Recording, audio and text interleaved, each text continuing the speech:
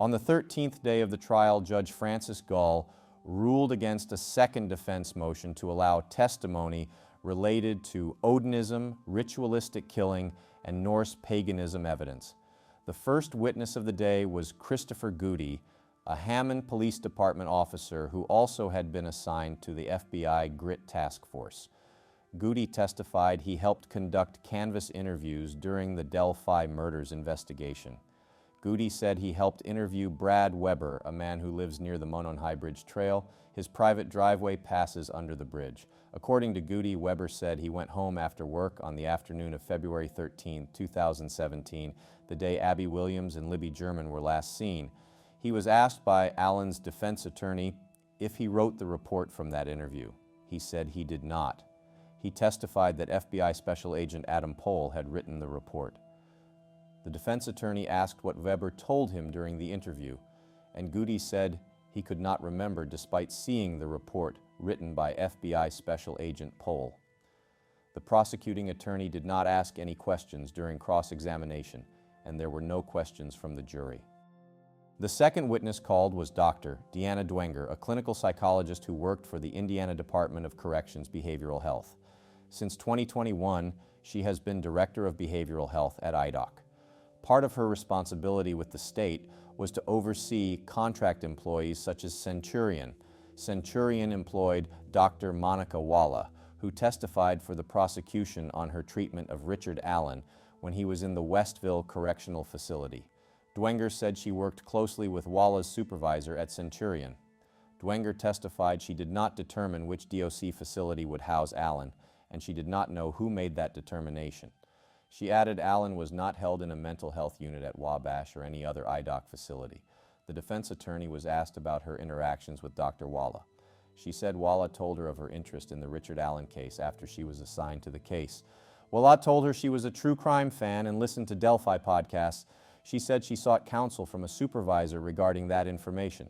Dwenger also testified she knew Dr. Walla had visited the Monon High Bridge before Allen arrived at the DOC facility in Westville. Dwenger was asked what she knew about Richard Allen's capabilities. She said she didn't know why he was placed in Westville. She heard other inmates regularly threatened Allen. She also said she was aware Allen was always on camera while he was in his cell. That concerned her, she said. She recommended the cameras be removed from his cell to improve his mental health. Dr. Dwenger said those cameras were never removed. Dr. Dwenger was asked about solitary confinement, and she told the defense attorney it was not good for mental health. She also said the Department of Corrections has a mental health policy that someone with a serious mental illness, SMI, should not be in solitary confinement for more than 30 days. Her testimony said Allen was diagnosed with SMI but spent 13 months in solitary confinement. She also stated it is possible that someone left in solitary for a long-term period could suffer additional mental health problems. On cross-examination, Stacy Diener asked Dwenger when Richard Allen was diagnosed with SMI. Dwenger said he was not diagnosed when he first arrived at Westville Correctional Facility, but that he was diagnosed when he started to decline in April 2023. A team of 3 mental health professionals discussed whether Allen was feigning mental illness or psychotic behavior in April 2023.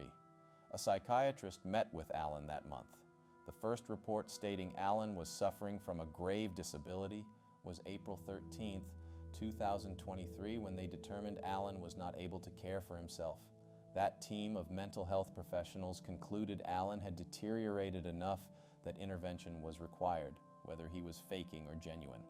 Dr. Dwenger said Richard Allen was involuntarily given Haldol, a drug that was supposed to help with his symptoms of psychosis. During redirect, the prosecution objected to every question asked by defense attorney Brad Rozzi. Judge Fran Gull sustained all objections. The jury asked Dr. Dwenger 4 questions. One of them centered around how medical professionals know if a patient is faking or if it is a real diagnosis. Dwenger said they listen closely to the patient's story. If it is organized, she said the patient is likely faking psychosis.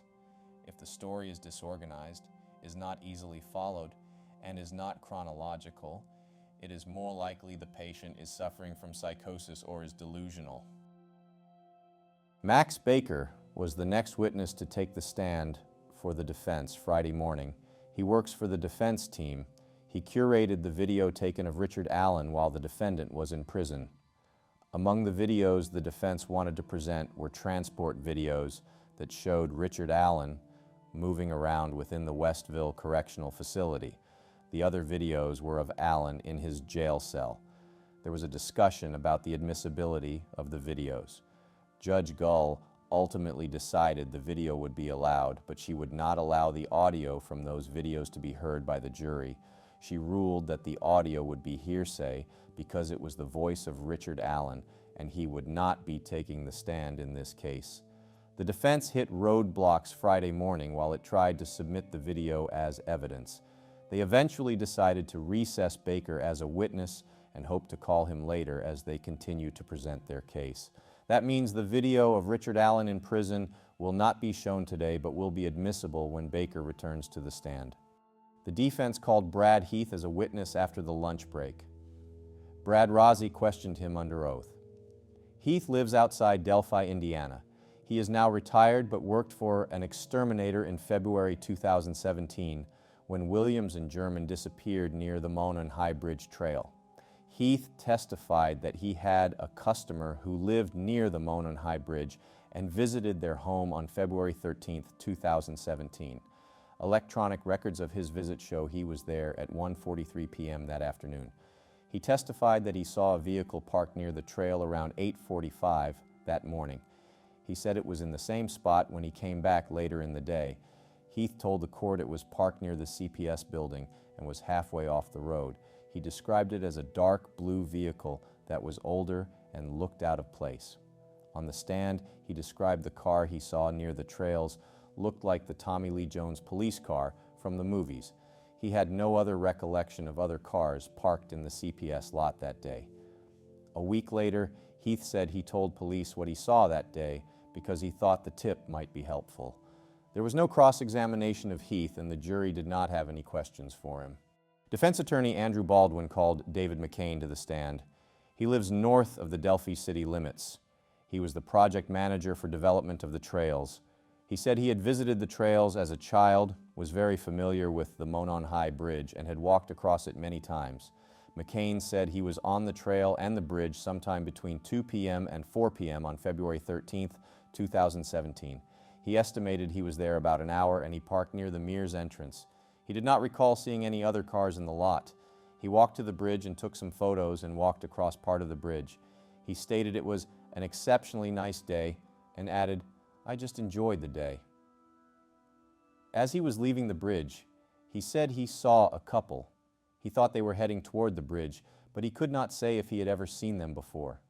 He told the court he may have seen some other people in the distance that afternoon, but is certain the only people he passed were the couple. Court observers noted McCain had a hard time fully remembering some of the details of that day. He said it was 7 years ago and that he wasn't paying much attention at the time. He saw a lot of cars and people at the Mears entrance, but he didn't see any pedestrians on 300 North. McCain said before he left, he heard a man shouting as he was leaving, but he did not hear any unusual sounds while on the trails or on the bridge that afternoon. According to McCain, the sheriff's office and the FBI talked to him about his visit to the bridge on February 13th. He told the sheriff's office he was out there that afternoon. A couple of days later, he was interviewed by the FBI, and he gave the SD memory card from his camera to the investigators. Police told him his photo showed a car in the background, but McCain said he didn't notice or pay attention to that. On cross-examination, prosecutor Jim Luttrell presented the notes taken by the FBI during their interview with McCain. After looking through the notes, McCain said he remembered the man shouting at him, something like, "Have you seen two girls?" McCain said he had the impression the man was looking for them and that he sounded very concerned. The prosecution pressed him on what time he arrived at the trail. Luttrell asked, "Did you arrive at 3:15? McCain said, "That sounds right, but it could have been 2:30 p.m. I wasn't paying attention to the time." Baldwin called the next defense witness a little after 2 p.m. Friday afternoon. It was Darrell Sterrett, a man who was born and raised in Delphi and worked 36 years as a firefighter. He was chief of the Delphi Fire Department from 2009 to 2021. He testified about his recollections of February 13, 2017. Sterrett said he was at the Joint Command Center to help with the search for the girls. He took the information from the dispatcher about 2 missing juveniles. He said firefighters were already at the station that day for a training session when the call came in at 7:01 p.m. He said he arrived at the Monon High Bridge around 9:30 or 10 p.m. He took a crew of 6 people with him to search the trails for the girls. Sterrett called it a hasty search. Boots to the ground was their priority that night. My thought was they were hunkered down, cold and scared, waiting for us to find them. He said the search concentrated on the south and west portion of the trails, but they searched some the east as well. He said their search efforts that day lasted until 2:30 a.m. on the morning of February 14, 2017. He said he did order a general search area on all sides of Deer Creek and both east and west of the creek. He said they may have had some high-intensity lights in the area to assist their efforts. He said he does remember some civilians helping with the search that evening. Sterrett said it was very dark that night as they searched, and they used hand lanterns to light up the area. Searchers did have a couple of box lights with 2 levels of intensity to help light up the woods. When Sterrett was asked if anyone had looked in the water, he said somebody may have looked in the creek. He added that crews looked in the water as they were searching. He said he could hear others working and exploring in the vicinity. Before Sterrett was dismissed as a witness, he was asked to clarify what he meant by a hasty search. He said it means they try to cover more ground quickly.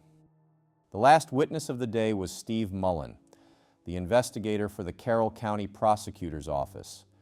Defense attorney Andrew Baldwin questioned him about the importance of preserving evidence, to which Mullen responded, "It is very important." Baldwin also pointed out what he called missing evidence. He asked Mullen about dozens of tapes containing interviews. Mullen admitted the interviews were taped over by other interviews and could not be recovered. He said they discovered the problem in August 2023. When asked if those subjects were interviewed a second time, Mullen responded some of them were, but he didn't know which ones. He added he did not make the decision as to which ones were interviewed a second time. A second group of missing interviews was discovered from April 28th to June 2nd. Mullen said there were issues with a DVR unit. A hard drive was accidentally reformatted. Efforts to recover the data were partially effective. They managed to save the video from the recordings, but they do not have any audio from the interviews.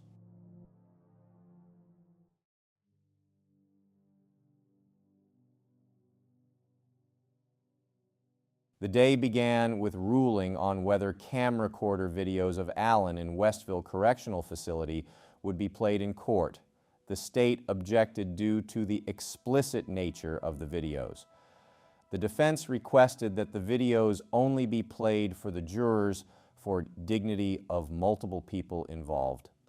Judge Fran Gull ultimately ruled the videos would be admitted despite objections from the state. The defense called Max Baker to the stand again. On Friday, Baker testified that he curated the video taken of Allen while the defendant was in prison. The videos were dated between April and May of 2023. Some videos contain nudity, according to defense lawyer Brad Rozzi. They were played without sound. No one in the audience, including defendant Allen, could see. Media was only able to view the video from what played on the attorney's laptop, which was 15 to 20 feet away. The defense played 15 videos for the jury. In 4 videos, Allen was naked. In almost all videos, his arms were restrained behind his back. Allen was usually accompanied by at least 2 guards in what appeared to be a cell or a corridor. The videos got progressively longer. Video number 7 was nearly 30 minutes long. As they played, the jurors were taking notes. Many of them looked tense and uncomfortable. Some stared in disgust. The last video was 52 minutes long. From what media could see, it showed Allen being transported while strapped to a wheelchair. Someone in scrubs, who appeared to be a medical professional, was observing him. Jurors cringed. Defense attorney Jennifer Auger was observed with her mouth open, staring in horror. The contents of the videos were unclear to the audience as the TV faced away from them. It was noted that Allen's wife, Kathy Allen, was not present in court. Suspicion is that she wouldn't want to see the videos. The prosecution held off on cross-examination of Baker Saturday. Court ended just before noon. On day 14, Indiana State Police Superintendent Doug Carter also testified and was the defense's 12th witness. He explained dozens of agencies were involved in the investigation into the deaths of Liberty German and Abigail Williams, including the ATF, FBI, Homeland Security, and multiple nearby agencies. Carter said the FBI stopped their involvement in the investigation in August 2021. He said it was his decision to release the FBI from the investigation. He had also requested that the FBI return any evidence they had acquired from their investigation.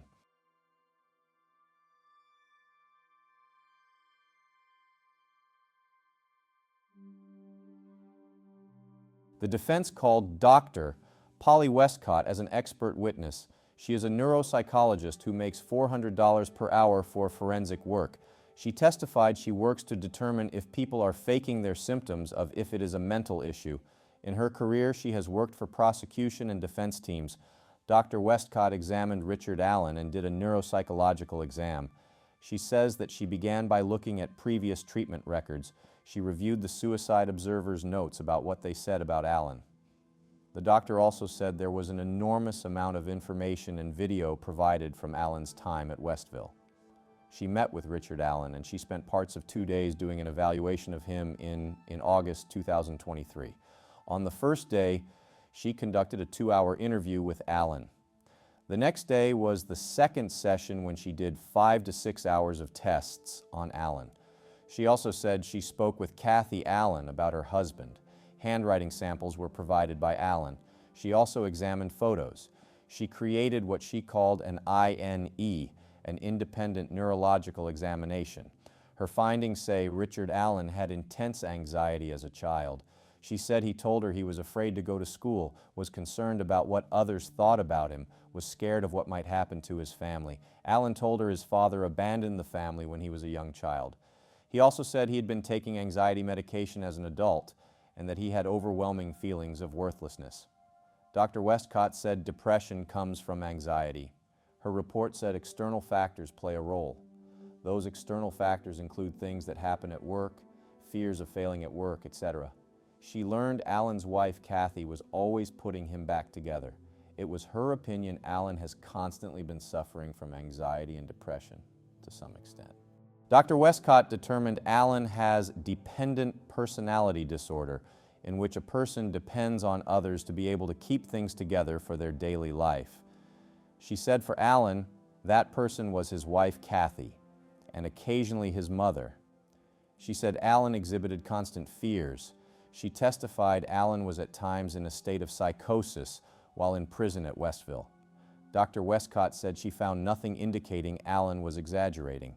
However, she noticed a significant decline while Allen was in the Department of Corrections custody.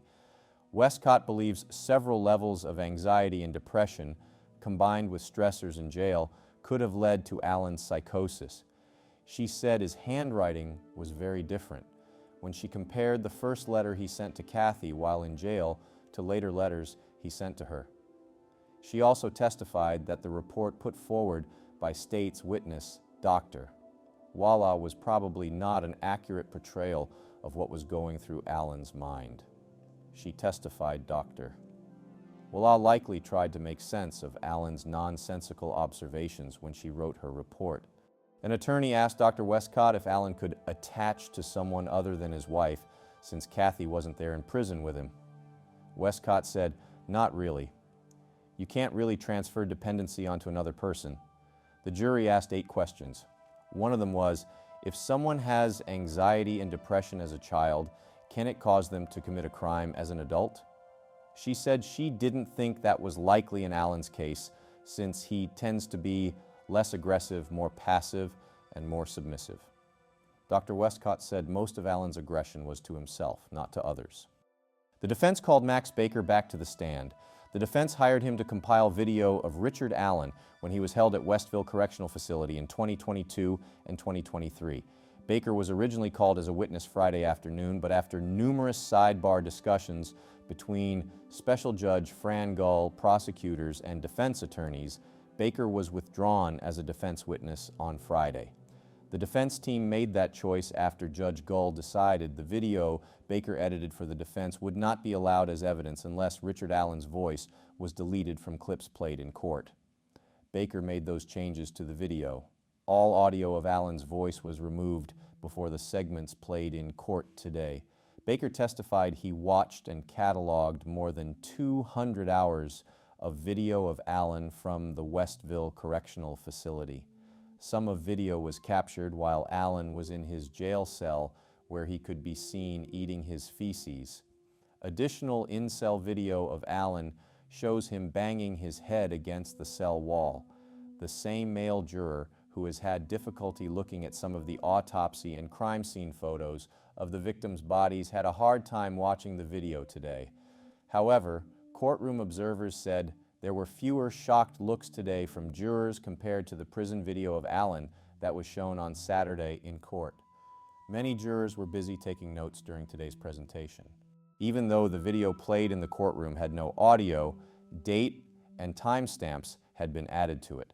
Baker testified that about 200 hours of raw footage of Allen taken in Westville was reduced to approximately 2 hours to be used in court. The first video played in court was an hour and 12 minutes. It was comprised of things that Richard Allen did in April and May 2023.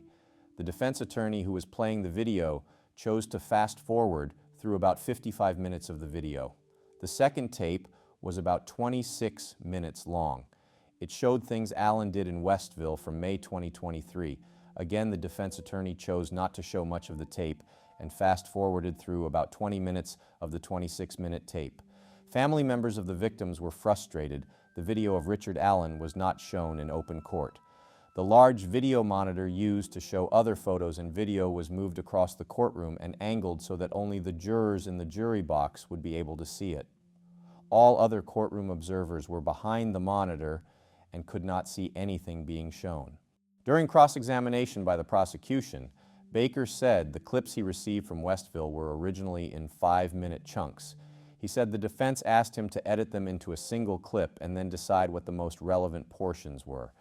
Those sections were the video on the 2 tapes shown in court today. Prosecutor Nicholas McClelland asked Baker how much video he watched to edit the tape together. He said it was hundreds of hours. He said he produced videos for Saturday's court session that showed Allen in various places in Westville. There were also the 2 videos prepared for court today that showed Allen in his cell. McClelland asked Baker how much direction he received from the defense attorneys. He answered that they left it up to his discretion. He said he tried to provide an accurate depiction of who Richard Allen is. The prosecution attorney pushed back, saying Baker tried to present Allen in a sympathetic way, that he was trying to convince the jury that Richard Allen is the victim. He also claimed the video only showed Richard Allen in the worst situations.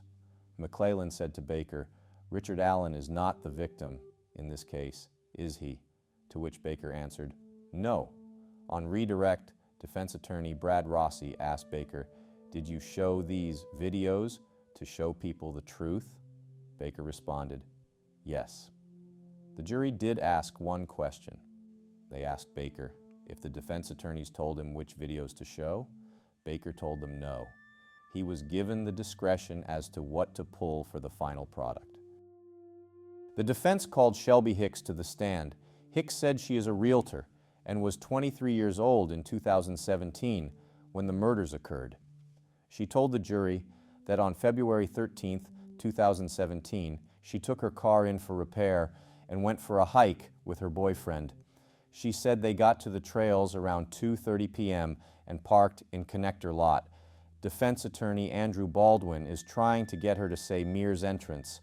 Baldwin asked her if there was anyone parked there other than her. She said there were other cars. Hicks said they walked toward the highway for 5 minutes and then went toward the high bridge. She told the jury it takes 10 to 15 minutes to get to the bridge. She said they saw an older gentleman 2 girls from school, and a few other kids. Hicks said she saw an older gentleman with a camera and saw Cheyenne and Shelby Duncan from school. She told the jury she was there first on the bridge's platform. She says she said hi to the friends from high school.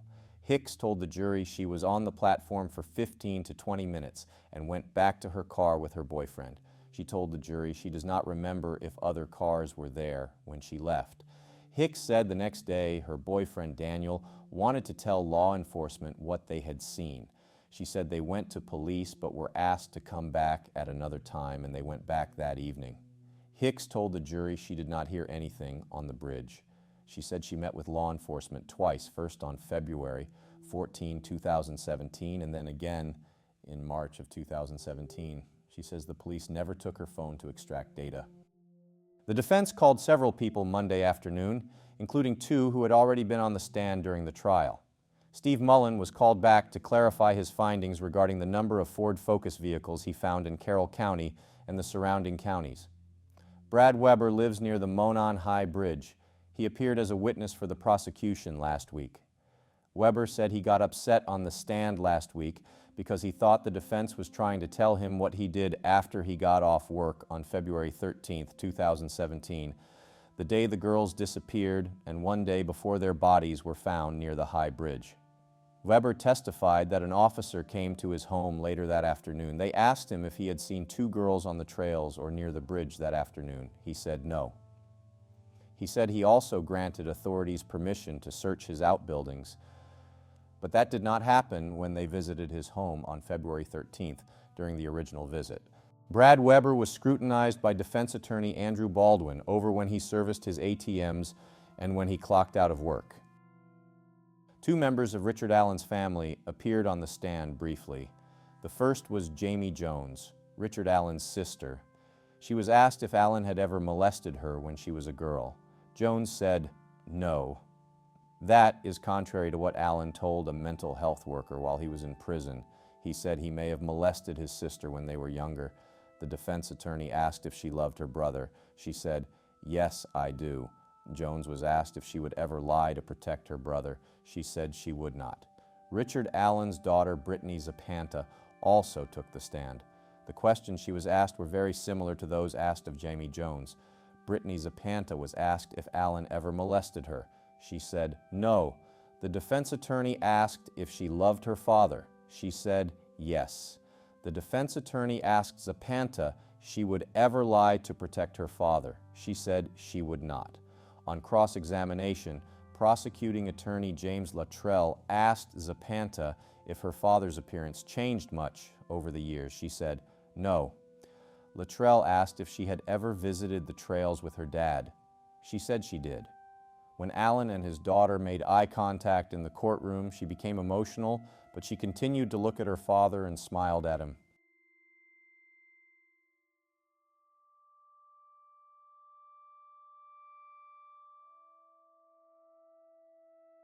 Several expert witnesses were called to the stand Tuesday in the murder trial of Richard Allen. Allen faces murder charges for the deaths of Abby Williams and Libby German near the Monon High Bridge in Delphi in February 2017. This is day 16 of the trial at the Carroll County Courthouse. Betsy Blair appeared on the stand for the second time during the trial. She was called by the prosecution and testified that she was on the Monon High Bridge trails on February 13, 2017. That was the day Abby and Libby were last seen alive by their families. Her testimony centered around a car she says she saw near the trails at the CPS building. Today, she told the court that the car she saw that day was turned and backed into a spot. She said she found it odd. The car reminded her of her father's car, a 1965 Ford Comet. She said it was not a bright color, and it was likely a darker color. Next to take the stand was an expert witness for the defense. They called Dr. Stuart Gracian. He is a psychiatrist hired by the defense to examine many of Richard Allen's mental health records. He also reviewed videos of Allen taken while he was held at the Westville Correctional Facility.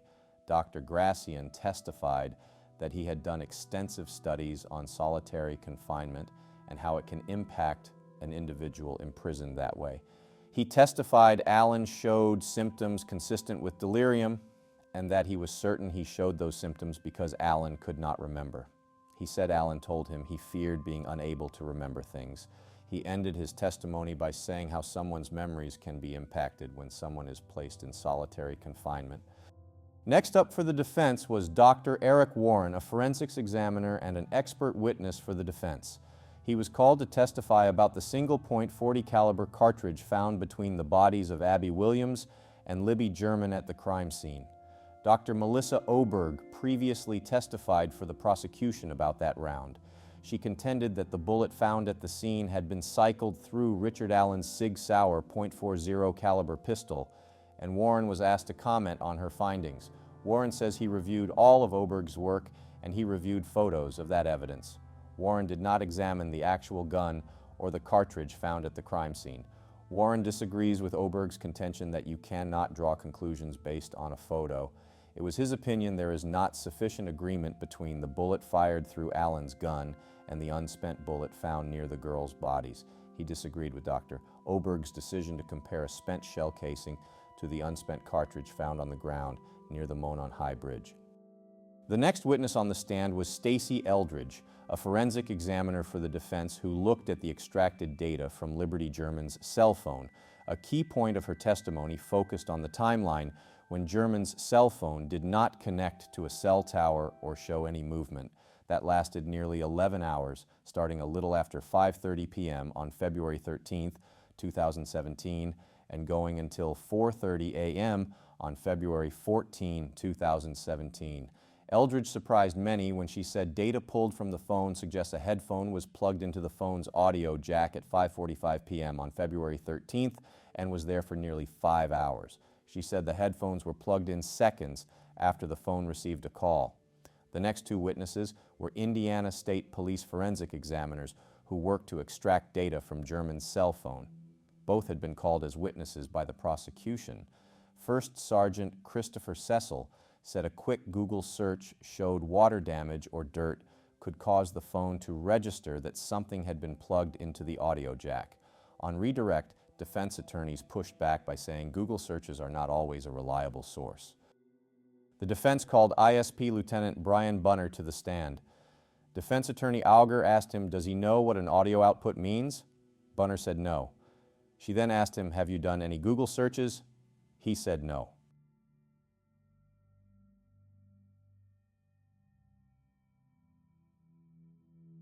On day 17 of the Delphi murders trial, the defense rested its case for Richard Allen, who faces murder charges for the deaths of Abby Williams and Libby German in Delphi on February 13, 2017. The defense testimony lasted for several days, with witnesses including psychiatrists, forensics experts, and testimony on camcorder videos of Allen during his time in prison. I wasn't anticipating having this conversation quite yet, Judge Frangull said after the defense announcement. The judge met with the prosecution and defense and discussed jury instructions and the order of arguments. The judge said both sides would receive 2 to 2.5 hours to present their closing arguments. I want to make sure you have all the time you need, Judge Gull said. The prosecution called its first rebuttal witness at 11 a.m. Wednesday. It was Brianne Wilbur, who had testified for the prosecution early in the trial. She was questioned by Stacy Diener. Wilbur had previously testified that she was on the Monon High Bridge on February 13, 2017, the last day Abby and Libby were seen by their families. The attorney asked about Snapchat photos Wilbur took while she was at the Freedom Bridge. The timestamp showed she was at the end of the bridge at 12:25 p.m. Defense attorney Andrew Baldwin had a few questions for Wilbur. He asked if police investigators talked with her about the earlier part of her day on February 13th or just the ending part of her day on the trail. She said they concentrated more on the end of her day. Baldwin observed that Wilbur seemed to have a very good memory of the events of February 13th, and he wanted to know how she had such a good memory of that day. She commented that she told police what she could remember, and that no one else stuck out to her beyond what she told police. On redirect, Diener asked Wilbur if it was possible that things from that day, February 13, 2017, stick out to her because of the things that happened that day. Wilbur answered, yes. Wilbur previously testified that she is close friends with Kelsey German, Libby's older sister, and was with Kelsey when she received the call that Libby and Abby were missing. Andrew Baldwin from the defense asked one follow-up question of Wilbur. He wanted to know if police had focused primarily on the end of her time on the trail near the Freedom Bridge. She answered, yes. Brian Harshman, a master trooper with the Indiana State Police, was called back to the stand by the prosecution. He discussed how Richard Allen had been in a one-man cell in every Indiana Department of Corrections facility where he has been housed. That includes prisons in Cass County, Wabash, and Westville. Harshman said he believed the defense attorneys were saying the conditions were very poor for Allen at Westville, but he said the conditions weren't much better for him at Cass County, where he has a smaller cell. He also testified Allen was not treated any more harshly at Westville than he was at other facilities. The final rebuttal witness was Dr. John Martin, a psychiatrist who has more than 40 years' experience as a medical doctor. He was the physician who administered Haldol to Richard Allen when he was in prison.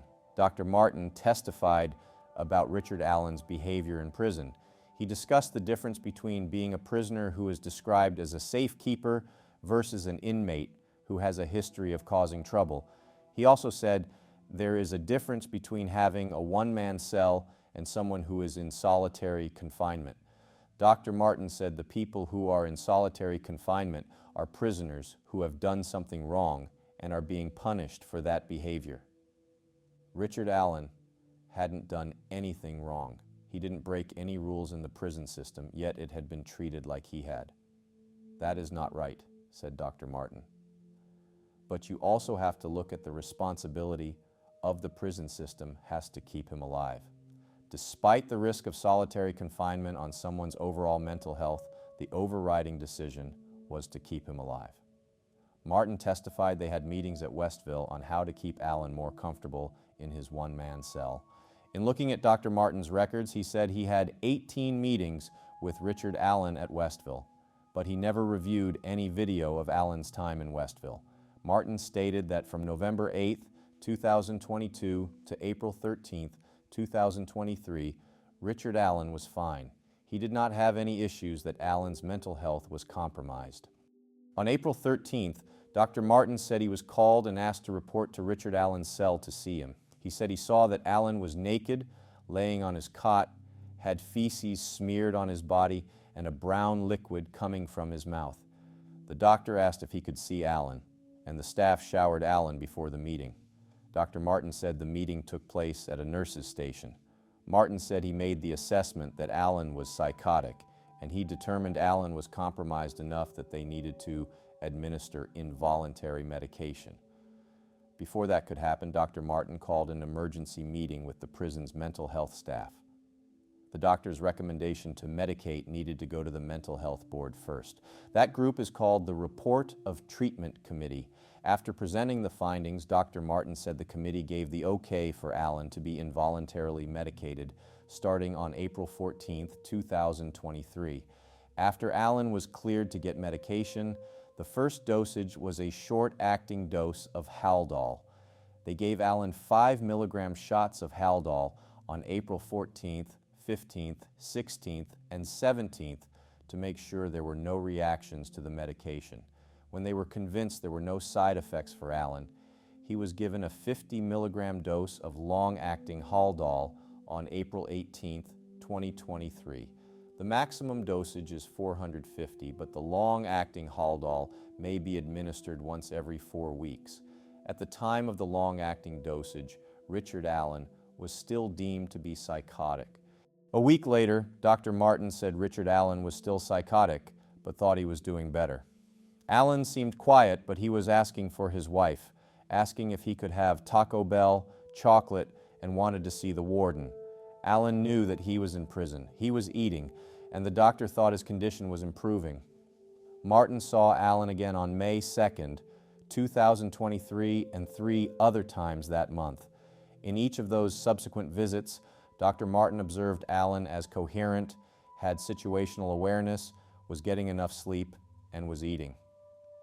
The doctor said Allen exhibited no signs of psychosis during the month of May 2023. Martin visited Westville on June 20th, 2023. He said Allen still showed no signs of psychosis. He noted it had been 7 weeks since Allen had been observed with psychotic behavior.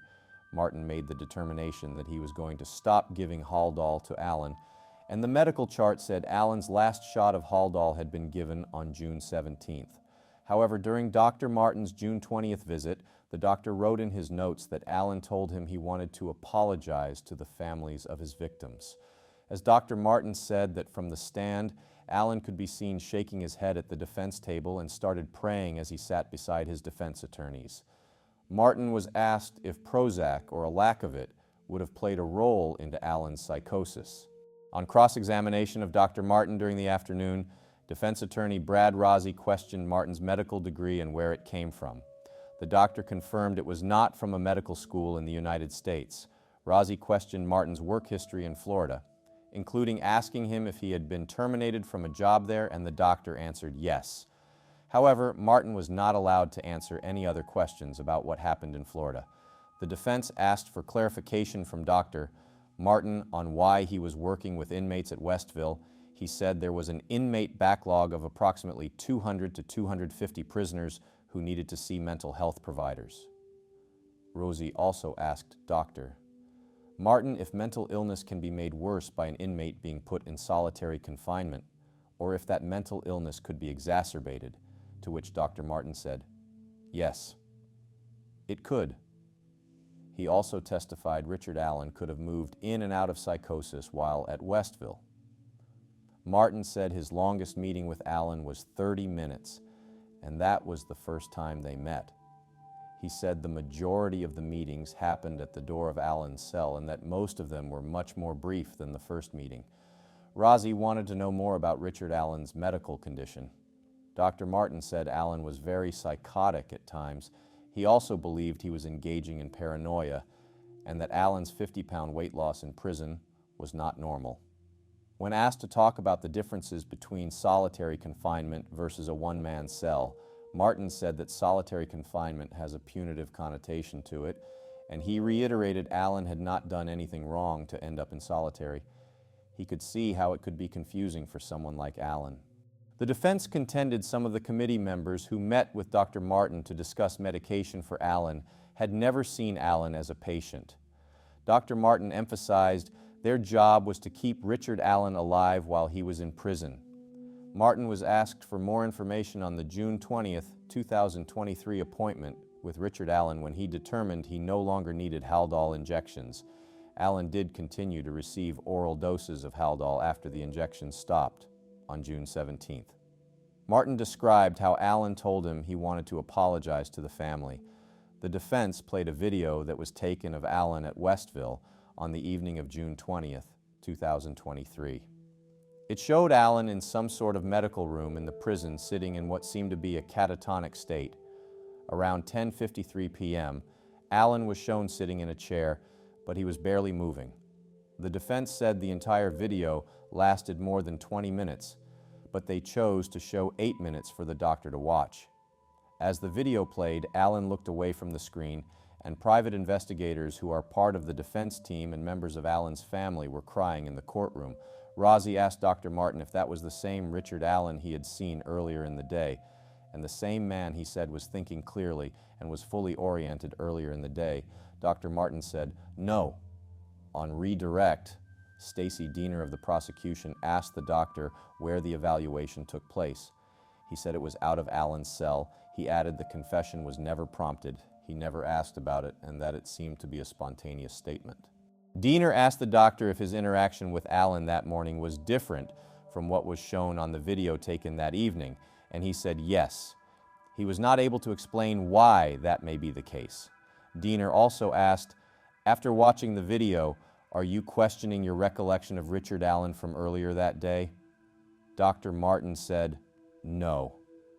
Martin also told the court Allen was back to baseline mental competency, by May 2nd, 2023, but they continued with the Haldol until June 17th, 2023.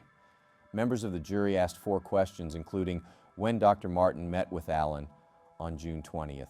The doctor testified it was early in the morning that day and that he often arrived at Westville around 6:30 a.m.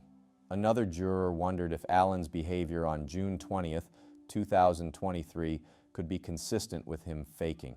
The doctor replied, "I don't think so." The final question focused on whether a patient could slip in and out of psychosis in a 24-hour period, and Dr. Martin said, yes. At the end of the day, Judge Gull addressed the jury. She told the 12 jurors and 3 alternates, "You have heard all the evidence that will be presented in this case. Closing arguments will be next, and then you will be given your instructions."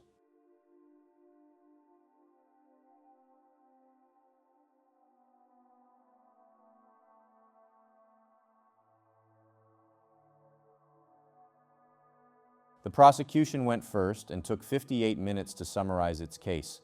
The defense went next and worked for an hour and 18 minutes to convince the jury Allen is not guilty of the murders. Prosecuting attorney Nicholas McClellan began at 9:22 a.m. by saying February 13th is a day this community will never forget. The prosecutor continued that was a day Abigail Williams and Liberty German were killed by Richard Allen. He discussed photos of the girls taken that day, including a Snapchat photo as they rode in the back of Kelsey German's car on the way to the trails. McClelland also talked about how this type of thing doesn't happen in this small community. He also discussed the search efforts on the afternoon and evening of February 13th, before the jury was shown photos of the crime scene. Jurors were shown photos of the girls' dead bodies, and they also say the photo of Libby German's cell phone covered in water and dirt. McClellan talked about the cartridge found at the crime scene. Much of the prosecution's closing arguments focused on the video captured at 2:13 p.m. on February 13th, 2017. It was taken on German's cell phone. McClellan showed screenshots of the video showing the moment Abigail and Liberty were kidnapped. He also told the jurors something told Liberty to record this. The jury was shown enhanced video from German's phone. The case of the prosecution included witnesses who say they saw a creepy guy on the trails that day. Betsy Blair, another witness for the prosecution, said she saw a bridge guy standing on the first platform around 2 p.m. that afternoon. She added the man seemed to be looking for someone. She also said she passed Liberty and Abby on the trail. Each of the witnesses who described the man they saw that day had slightly different memories of what he looked like, but McClellan stressed all of them insist the man was Bridge Guy. The prosecution argued Bridge Guy kidnapped the girls and that the girls are dead. McClellan told the jury, "If we can determine who Bridge Guy is, we will know who killed Abigail and Liberty." They talked about the 2016 Ford Focus seen on surveillance video. Prosecutors said it was the only one registered in Carroll County in 2017. McClellan said that car was Richard Allen's. The timeline laid out by the prosecution jumped ahead to October 13th, 2023, when Richard Allen was interviewed by police. They say Allen confirmed to them he was wearing the same clothes seen in the video by Bridge Guy. He confirmed he was on the trail that day. He gave them a different time as to when he was there. When Allen was first interviewed by authorities in 2017, he said he was on the trail around 1:30 p.m. on February 13th, 2017.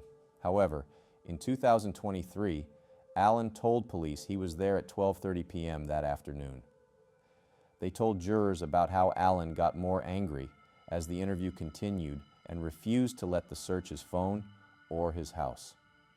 McClellan started talking about items found by police when they executed a search warrant for Allen's home.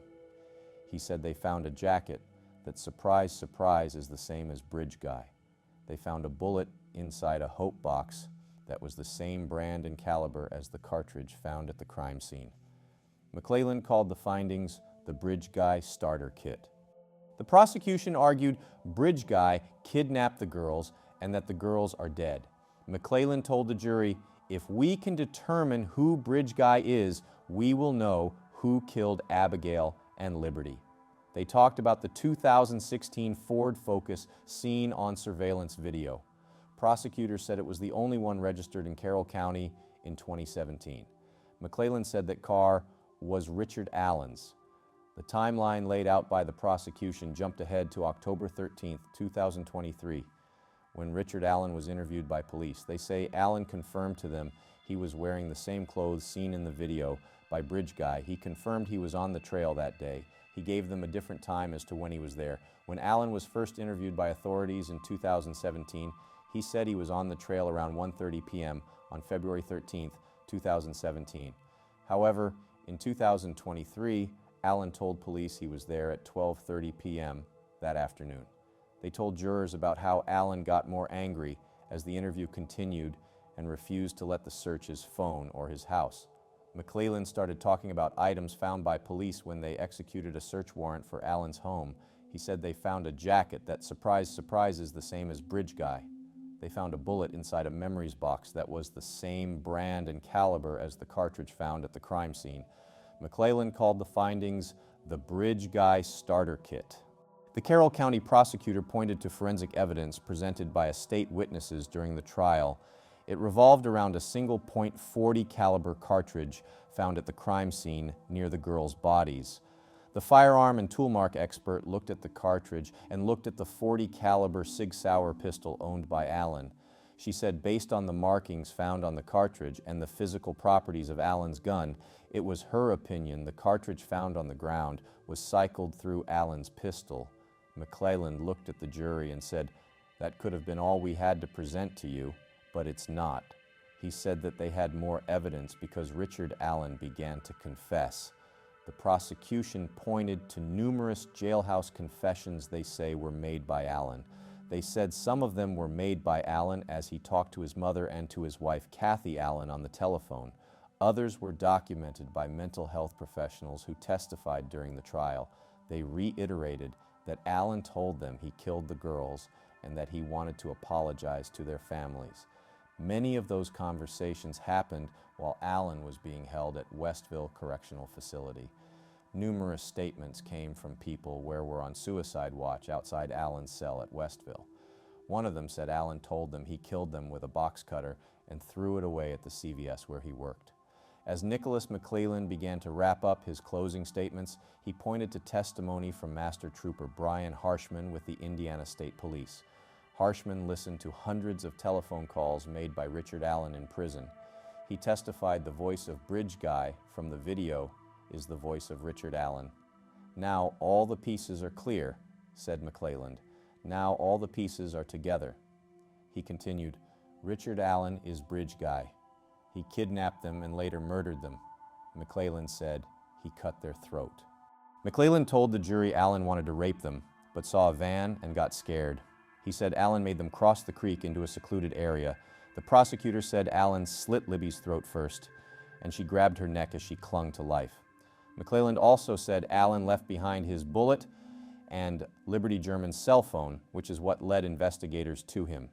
He concluded by saying to the 12 jurors and 3 alternates, "I am going to ask you to look at all the evidence and issue a guilty verdict on all 4 counts."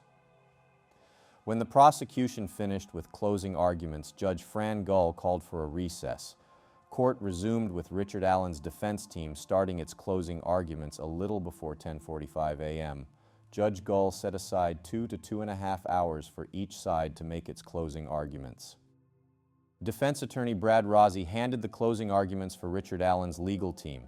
He said there are 4 themes here related to the prosecution. They are what he describes as a broken timeline, bumbling ballistics, false confessions, digital forensics/data. Rossi said the prosecution mishandled the case in many ways. He told the jurors, "What is most important is what they don't want you to know, what we had to tell you time and time again. We had to do their job." The defense repeatedly attacked the state's presentation of the case. It pointed out that there was never a height analysis done on the Bridge Guy video. Note, a height analysis could have helped prove how tall Bridge Guy is based on items seen on the video. Richard Allen is approximately 5 feet 5 inches tall. Rozzi told the jurors how the prosecution lost many videotaped sessions of recorded interrogation sessions. Those sessions were with people who came forward with information for investigators early in the case. Rozzi said to the jury that the state did not tell you about the lost tapes, but the defense did. The defense attorney also talked to the jury and credited them for their questions that led to information being disclosed about the Ford Focus seen on surveillance video. He said the state did not do that. Rozzi questioned the testimony of many of the state's witnesses. He started by saying that Betsy Blair's description of Bridge Guy was boyish and youthful. They pointed out that Richard Allen is neither.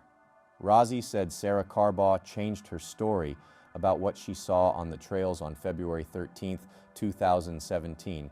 He said that she was operating under an idea of suggestibility and that she changed her story after seeing the video of Bridge Guy to better match what the video shows. Rozzi told the jurors, "You are the judge of credibility.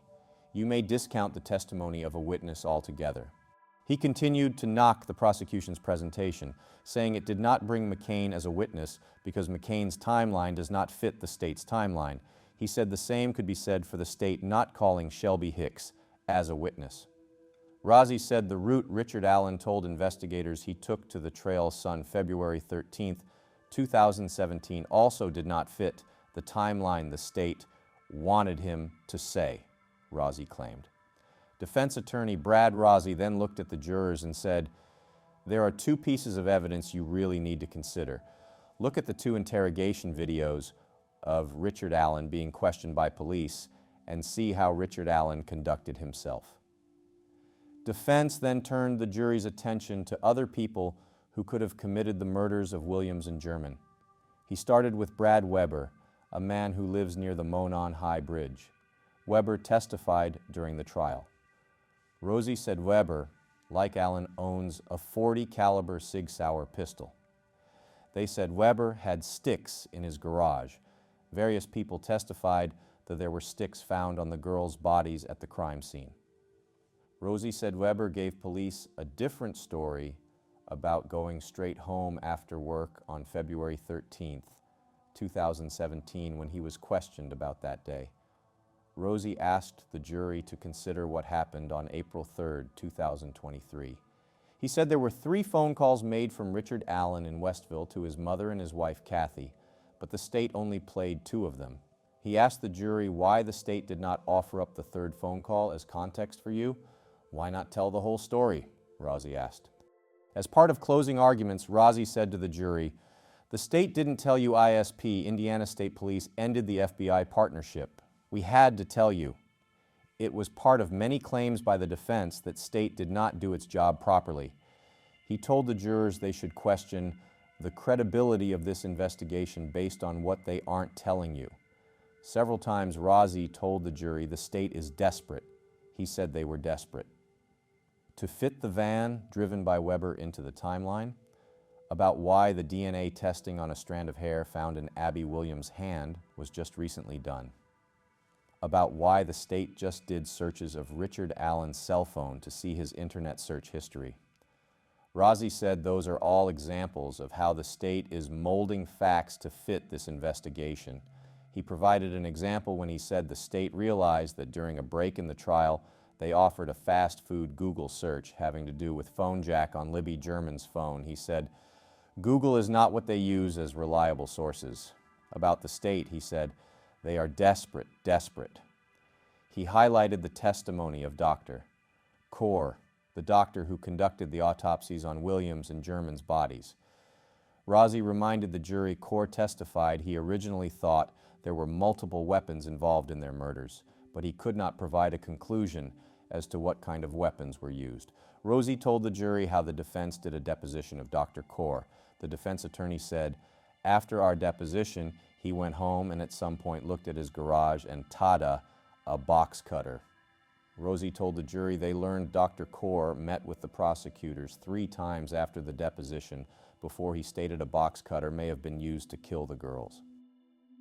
Prosecutor Nicholas McClellan gave his rebuttal to the defense's closing argument. He said it's been a long 3 or 4 weeks, that now it is time to hand the case over to the jurors. He tells them, "You're in the driver's seat. I'm not up here to tell you how to feel."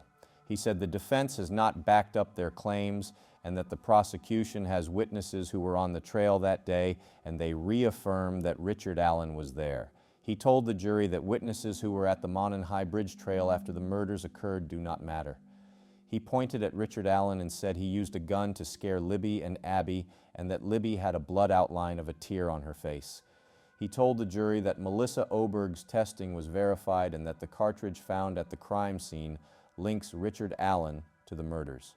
News 8's Kyla Russell said Allen was extremely engaged and was looking at Baldwin with disbelief. Prosecutor Nicholas McClellan said words matter. Why don't Allen's words matter? He said there are 2 victims in the case, Abby and Libby. He said they are Allen's victims, but they aren't just victims, they are heroes.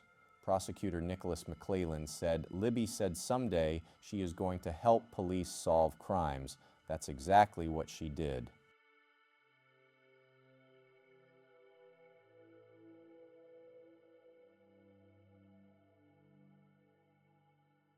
Richard Allen's defense and the state have battled hard, and the verdict is soon approaching. I think the defense have been poor, and the prosecution has done their best with what they had been given from an incompetent investigation.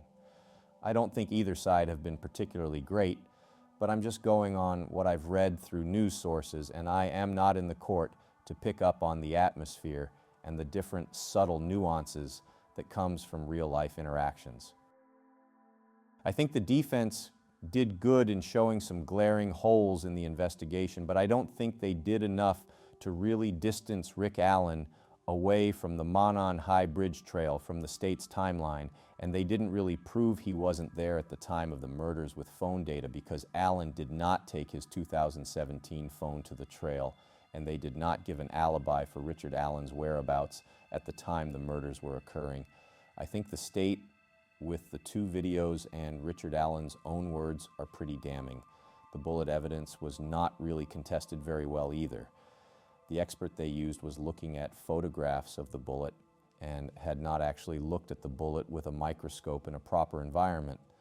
I don't think it's fair to say that's a proper analysis because it isn't, and the defense's expert should have used the same procedures that the state's expert used to make an accurate assessment and opinion of the evidence.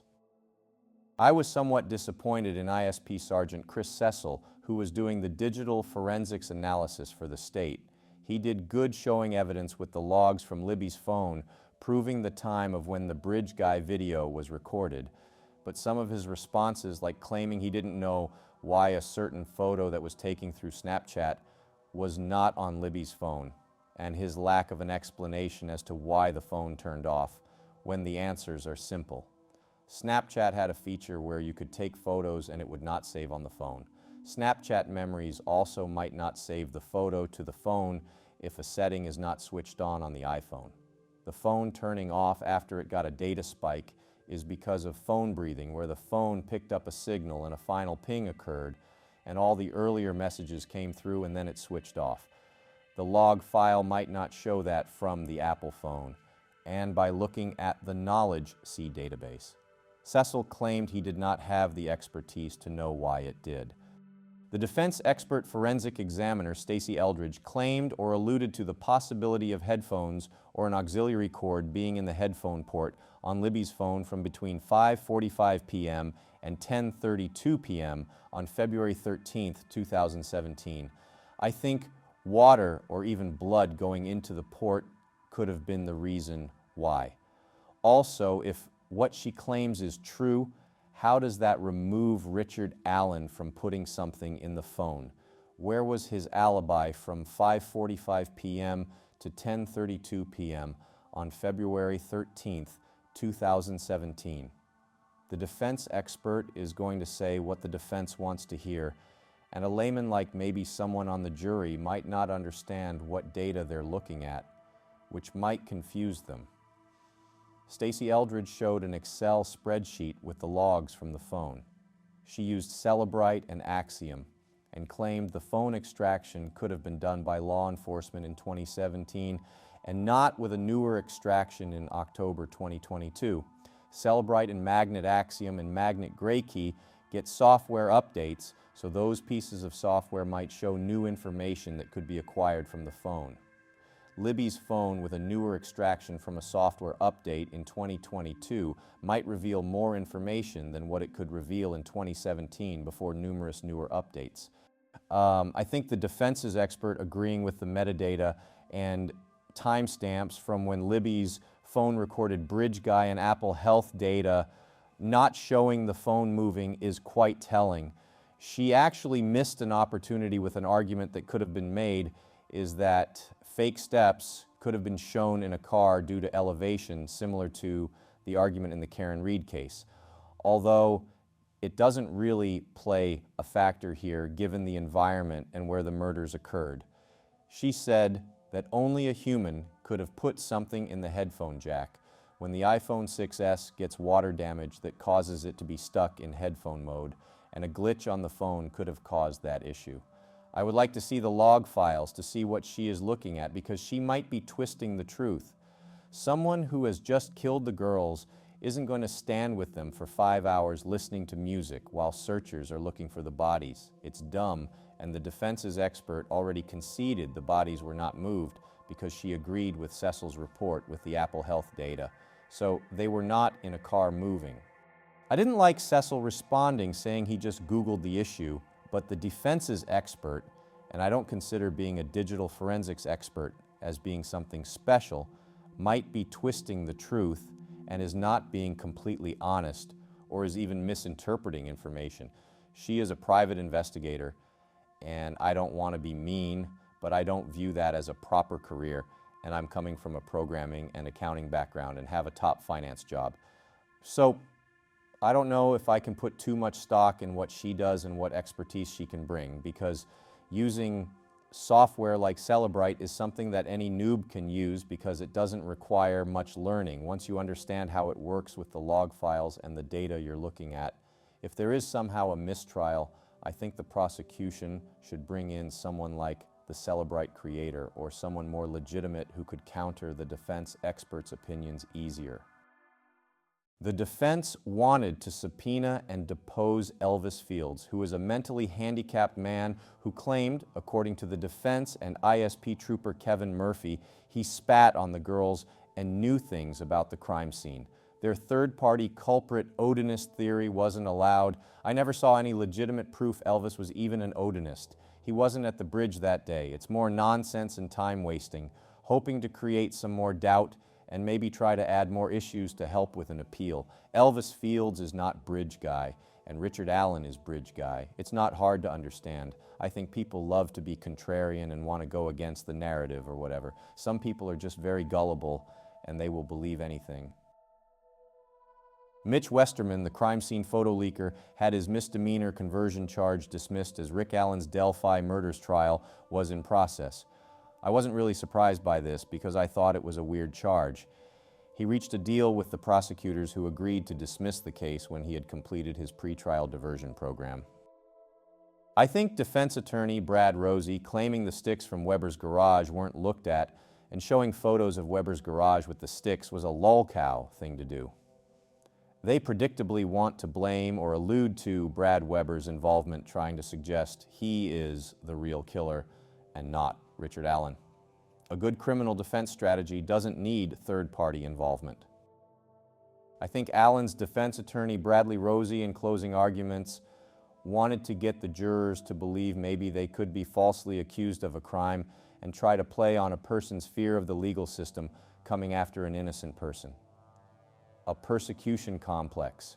I think that might backfire, and I think Allen coming into court with a Bible doesn't really help his cause. I don't understand why criminal defense attorneys are championed on YouTube to be something great. The law tubers like to give their biased take on what is going on.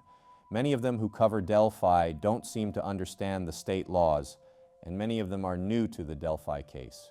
Criminal defense attorneys try to get child molesters off or get their charges reduced because they do it for money. Some care for ethics, and some don't, like in Rick Allen's case.